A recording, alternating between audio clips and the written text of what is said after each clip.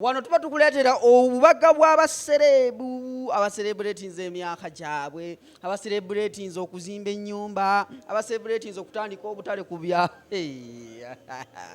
olunaku olwaleero simanyi nakomanya ntandikirewa kuba omwana ono waba atandika okwogera ayogeza nnyo ekilaavu abali mu laavu kyemuli bamuyise Sophie love olunaku olwaleero tu celebratinga Sophie plus 1 ekitegeeza nti celebratinga birthday Wululu. Tubuzeeko Sophie omugole. Obulamu buli butya? Obulamu si bubi bulungi. Ate Hajji wabeera obuyinza okutaataaganyizibwa. Hajji mwali munfo? Hajji waali. Gamba wallahi. Wabeerawo buli kimu kibeera okay. Buli nawe otunuzaako love. Nkutidde. N'ebisingawo nze love expert. Of course ebintu bino nze mbitendeka abantu kati mba nnina obikola.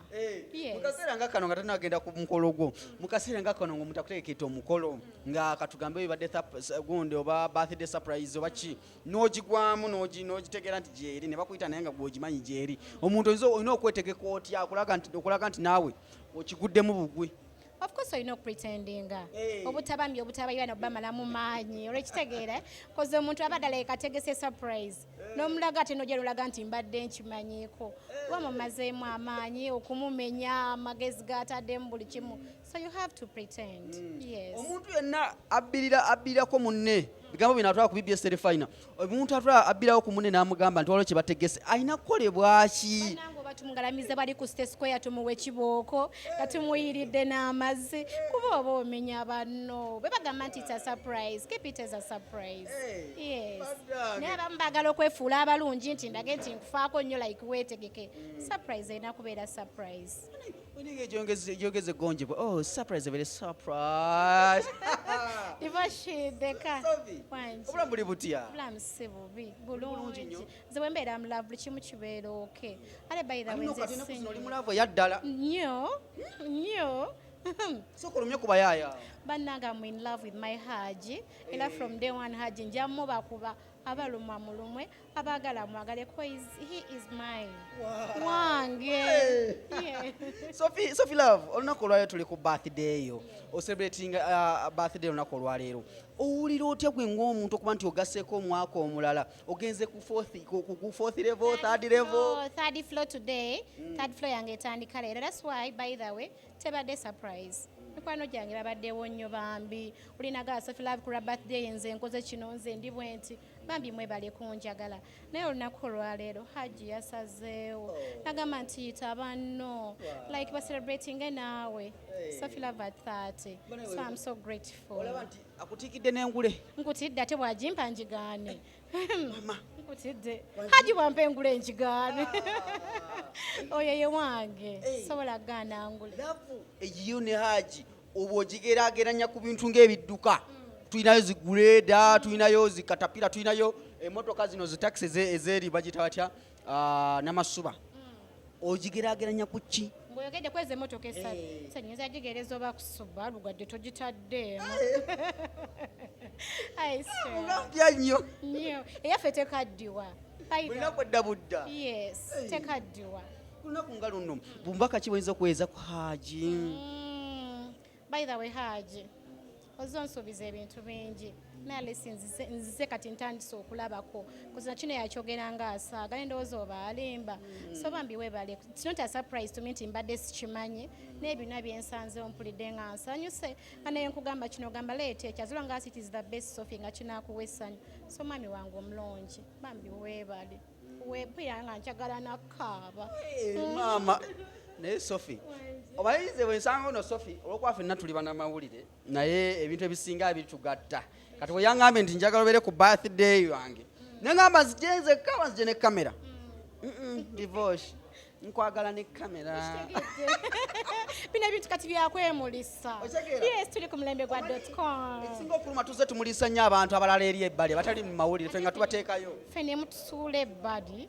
ne twesuulirira Love ng'eggumidde naye ng'egyoyogeramu serious that went to enjogera ate I've been in love from day one by the way that's why I'm called Sophie love because ever mbeera mu love. Tuzze ku bintu bino ebyaddala omwami emikolo gino emirala emikolo gyaddi emikolo gijja of course gijja ayinza no proposing olunaku olwaleero sebanaye mundeke temunsuula ddalu bale niwe bijja inshaallah buli kimu manyi bwe okiteekamu allah buli kimu kidda of course kirina okutuukirira yeah nfumbye abaana mbazadde hajja mmanjaki kati kiri kyekiddako yes tubayite muli emmere ate eyo ekyo omukyala ali eyo nga yafumbayo emyezi 3 n'addukayo musaasira olw'ensonga nti bw'oba osobola okubeera n'omusajja oyo okumala omwezi mu nnyumba that means n'ogwokubiri ogusobola omwaka ogusobola n'emyaka emingi ogisobola just kintu kyakweyiga kubeera mugumiikiriza nakwewa time muntu muno muwa obudde ekisinga okubeera nga kiyinza okubeera nga kitutaataaganyamu kiri nti tugenda tu expecting a lot from men bwe n'otayagala kubeera nga naawe okola oyagala olingiriza ensawo y'omusajja leero ataddewo mmeka leero ampadde kiso abakyala tukwetemekera okubeera nga tulingiriza ensawo ezo n'akameeza mwami bw'akola kino gwe nkyakola kiri leero bw'akola kino enkyabwe kola ki kirekera beera nga buli kimu tukirekera abaami oba ensonga nze lwaki hajanjagala kuba simumenya esente y'ekyala wamekola ddi simanyi kyeba kubera nze yange ekola awaka yange si ya mukyala nti ya kikyala yange na famire yange konawo nyaawo yes yange na famire yange baana bange ne Hajji yeah ate bana bagamba nti esente y'ekyala yakyala tokwatibwako bo weebatyo bali nenga ekituufu kiri nti oba olina omuntu gw'olinamu oba nanga mweyagala let's share buli kimu ekyawaka wamma omwami lwagenda nga talese yakiza kameeza luba lutalo teluba lutalo naye list mutuwa ensonga because kyabuvunaanyizibwa omusajja olekawo akameeza waliwo wekagaana tetuganye bigaana bbs terefayina ebigambo bino bya Sophie era abasajja baleete bujiigira bimanyi okugaana ebigaanamu naye ngamba mu bulungi munange bebi leero kiganye naye oyinza okwesungusula oteekamu awo obusungu ne wenyizanyiza noyombera kali noyombera kali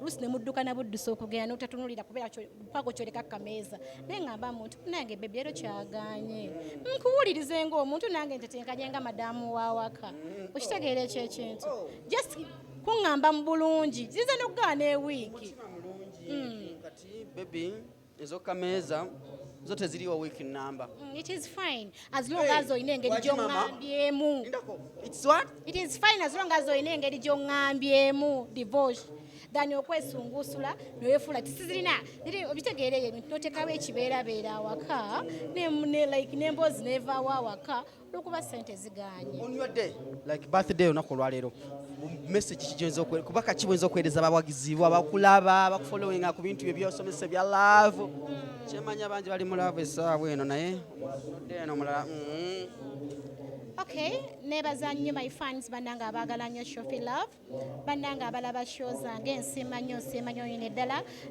n'abanzikiririzaamu ti Sophie is the best bannange nsiima era ku lunaku lwange bweruti bannange thanks for the lovely birthday wishes bannange mwebale nnyo mwebalire eddala Hajji wange sina kyakwogera kwambaza olunaku olwaleero abanyambazi abayita ba Fati collections nga basangibwawo ku Sunset Arcade nga bambala bukula ku bitoto ebino bwebiti kano bakayita batya bagonza sibitegeera abanyambaza bwambaza ndibanga kati onyumye kakalako kosinga okaka green no zonna colors nzaaga mbala zilonga zindi smart sisosola mu colors kinti nnyumye ekijjira ku mubiri gwaye nga woogulaba manya nti nnyumye sirina best color Sophie tetuko komaawo andowooza ensonga muzitegedde Sophie anyumi sisobola mukyala Hajji mubeere bulungi mweraba nga wa mu miitinga okufuuka b'omukwano nnyo Sophie nga bwe nkugambye nti mumanyire ebbanga ddene like nze designer wenze mwambaza yeah so kati mumanyi nnyo bambi she's a good lady talina buzibu muntu w'abantu Sophie muntu kikaaki ng'oggyeko emikwano gy'emirala gy'olina Sophie muntu kikaaki bw'otandisa omwogerako Sophie ekyenjawulo kyalina muntu ayagaliza kyebusinga omumanyako muntu ayagaliza ofuna emikwano mingi noba ne mukwano gwo naye nga like nga ye akwagala kikyakufunako gwe ng'omuntu naye Sophie ye muntu niwaba talina naye nga akwagaliza ekirungi ekisinga bw'alaba ekikuyisaawo era gamba Grace tukole bwe tuti Grace nina abaclients baagala engoye ze nakoleddemu ku show like she's a good lady bambi muntu mulungi azimba yeah olunaku nga luno obugambo ki bw'oyinza omugamba ku lunaku nga luno olwa birthday ye tetumanya agattako omwaka gumu oba aweza 17 egy'obukulu naye tugendera awo obugambo ki bw'oyinza omugamba obwana obugambo bwenyinza omugamba Sophie I love you so much era nkwagaliza amazaalibwa amalungi ag'essanyu mukama byonna ebirungi by'oyagala by'osaba abikuwe kyenyinza omugamba. Oba muyise Grace oli designer Yes, okolera side kolera Makinde. I have a fashion house bagiyita C&G Fashion Collections. Yesinga Makinde C&G. C&G Yes. era z'abakazi bokka nyamba z'abakazi bokka naye akagambo yesinga Makinde ng'okagumiza nnyo yesinga kozera buli kimu buli omu akimanyi yesinga goginoonyerezeeko yesinga ffe tusinga ebirungi Makinde ono tuvuze nnyo mwaka guno 2020 kati nja kudda ku ludda luli waliwo omukyala gikubye ka red neesiga ka red ku mumwa kwegamba yenna ali so valentine kiki and valentine kwikwikwi tulina banaffe aba cynic media nga bakuba ebifaananyi bano bakafuluma okuba ebifaananyi ogamba otya Ndi ogamba otya? How are you? I'm fine, thank you. Wow, ka makeup nga kalungi. Webale kusiima. Ani akakoze? Tonga nti gwa akekoze. Sinza akekoze. Oyina designer? Nawe tonga nti ova wa Grace. Era gyenva. Omwana ono akubye nnyo ekikopo Grace bannaye. Wamma ayina engoye ezisinga wano mu Kampala. Class. Ayina engoye class. Buli agala omwambaza ajje. Wa Grace. Ajje wa Grace. Olugoye walujja wa Grace. Agiye Makindye. Olugoye walujja wa Grace. Najje wa Grace yanyambaza. Wasazewo ogambe nti nze kanyambe ka red. Kanyambale red. Lwaki oyagala nnyo red? Red. Is my best color. Ne kubandawo ne kumusiga ka red. Oli mukyala mulungi nnyo. Osobola okujjako bw'otyo nti nakulaba bulungi. Era ojjako ko. Wow. Hey.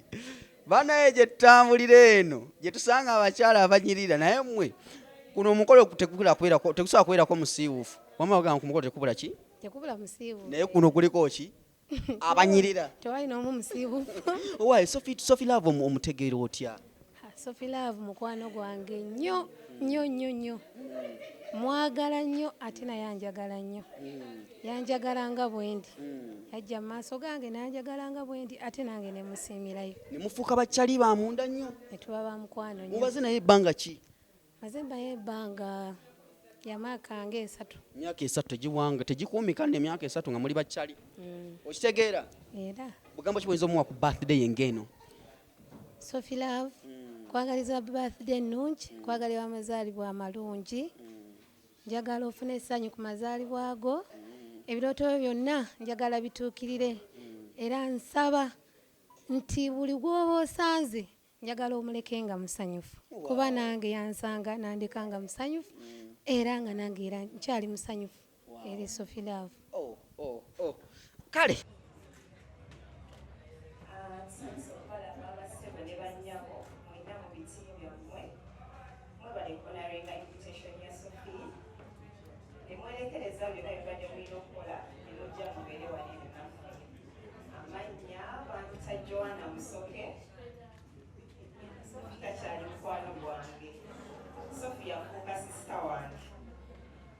We've been friends with Sophie for 15 years now and still counting.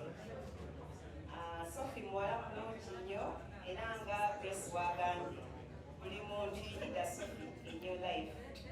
Sophie omuntu gw'okubira essaawa yonna, Sophie omuntu gw'onyonnyola ekintu kyonna n'akutegeera n'akwadvisinga ate muntu mukakkamu nnyo akwata ebintu byenkola. Hajji wa Hajji omuwaati mwagala nnyo tuwanye entalo nyingi neyanza kitusebwa kusaba ompadde okwogerako eri abantu abalonde abaze ku birthday ya Sophie Love. Sophie, happy birthday mukwano. Kama mulungi tumwebaza olw'obulamu bwo. Njagala okwogerako eri abantu bonna tubeebaza okujja ku birthday ya Sophie Love by'omu kitiikye mwebala nnyo bambi kubayita ne mujja mulala abayita ne mutasobola kujja. Amanya gange nze Nakanongi Grace era nga nze sisiko wa C&G Fashion Collections tusangibwa Makinde era nga twetwambaza omukyalo ono Sophie Love ku TV shows za hostinga era tukolagana naye bulungi, muntu mulungi kwegamba buli muntu yandeetaza okuba ne Sophie Love mu bulamu bwe. Neyanza nnyo Sophie, happy birthday. You're looking so beautiful. Wow. Sophie Love. Okwano gwange ng'omuntu. sisita wange maze naye ebbanga ddene y'omu ku bantu benasooka okusinkana mu mirimu gye tukola n'abeera mukwano gwange nga tukola ffenna ku Bukedde TV tukoze ffenna ku Delta TV tuzunze abamagala ku TV enotamula naye ffenna tunoonya green pastures. Nkwagala nnyo munnange ekikunjagaza olina okwagala okwaddala nti omwagala kuva ku mutima. Nze Sophie ne bwekubira saawa mwenda ogw'ekiro odduka n'olulya akabooda. So thank you for loving me. I really wish you a happy birthday.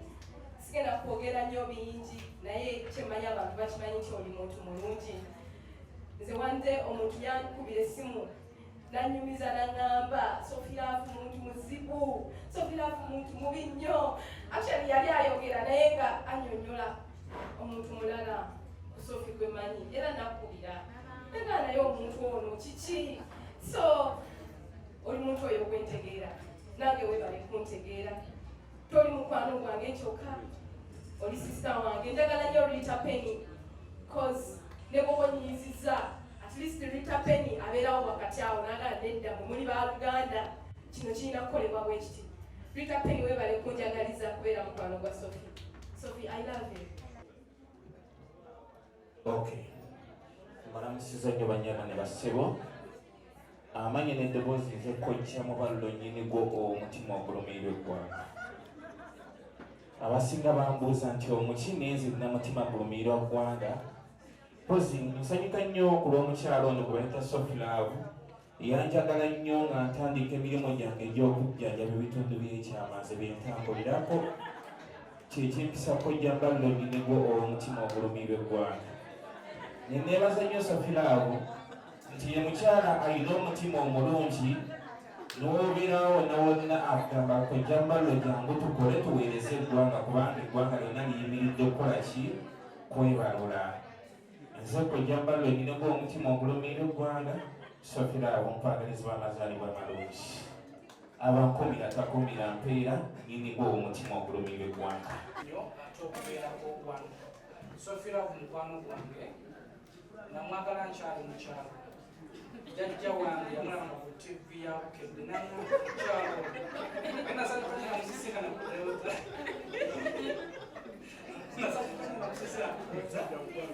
Nkufuka mukwano paka kati naye jjajja wange akwagala era mugambe byebya